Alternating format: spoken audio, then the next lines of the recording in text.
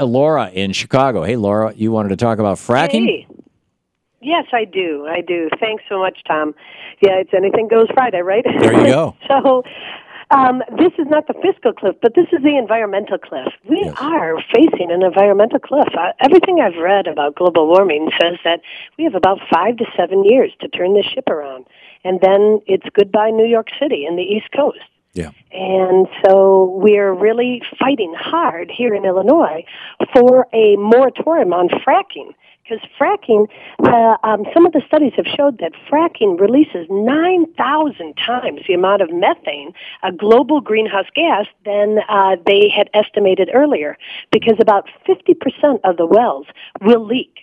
Some of them will leak right away, and then some of them will get old and the cement gets crusted and then they start leaking. But 50% of them will end up leaking. I think it's within 5 years. Well, plus there's leakage all along the way. Right. Plus there's leakage all around the way. That's exactly right. So there's this huge global greenhouse release from fracking. Yeah. And methane is 18 times, as I recall, 1,800% more of a greenhouse gas than carbon dioxide. That's exactly right. That's exactly right. So fracking is no better than burning coal.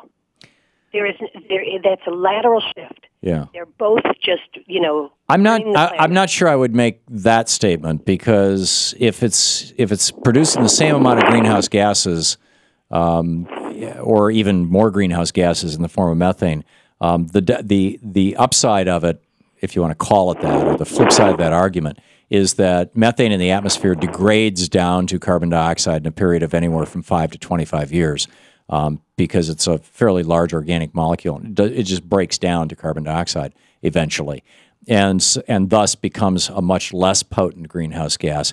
And at the same time, when you're burning coal, you're releasing not just those greenhouse gases, but you're putting all this particulate matter into the air, including mercury and other heavy metals and radioactive metals, and you're creating these oceans, these lakes of coal ash, which are radioactive and toxic and deadly, and frankly, I think that they're as much of, in many ways, arguably a worse threat to environmental threat to the United States and health threat to the United States than nuclear waste.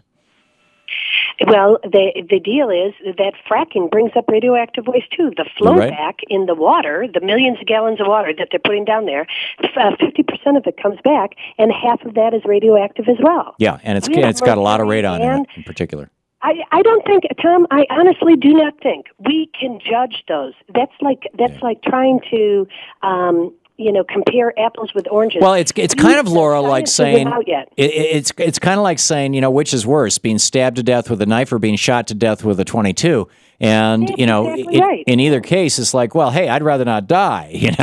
What we need to be doing is, instead of comparing fracking to burning coal, we need to be comparing both of them to putting up solar panels on the roof of every house in America, decentralizing our power systems, building smart grids to balance that power that's being generated, putting wind farms and windmills in areas where there's a lot of wind, putting electric gathering stations off the coasts.